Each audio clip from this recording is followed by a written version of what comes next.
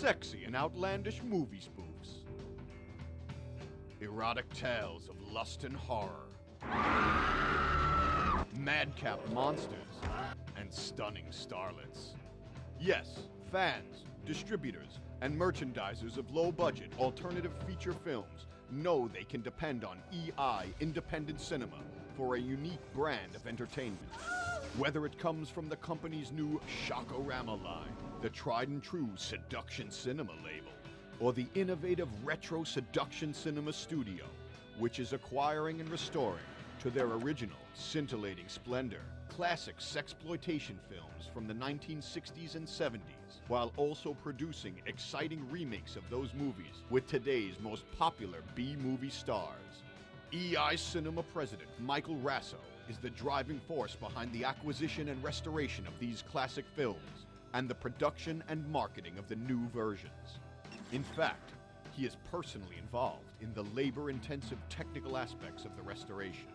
In the mid-1990s, we were releasing DVDs into stores like Playmate of the Apes, Gladiator Eroticus, and they became very popular very quickly.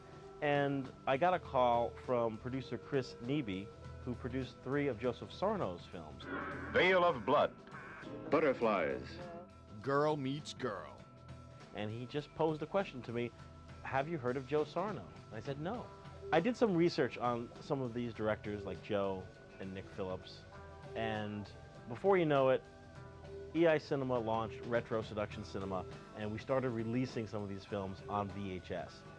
Once DVD hit, it really exploded because it gave us the opportunity to add interviews, commentary tracks, and in some cases remakes of the originals that we were presenting. It's not just taking an old film and throwing it on DVD. Most people ask me about the restoration process. So the film comes in the door, and the first thing we'll do is inventory.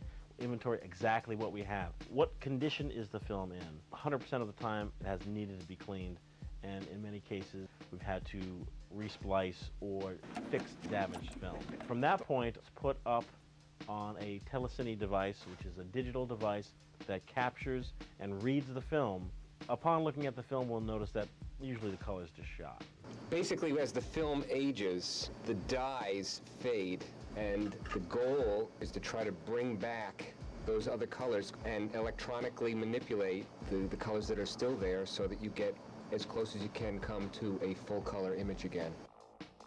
Some devices that are used, the Oliver is a device that is built into the telecine, and that removes scratches, it removes dirt specks.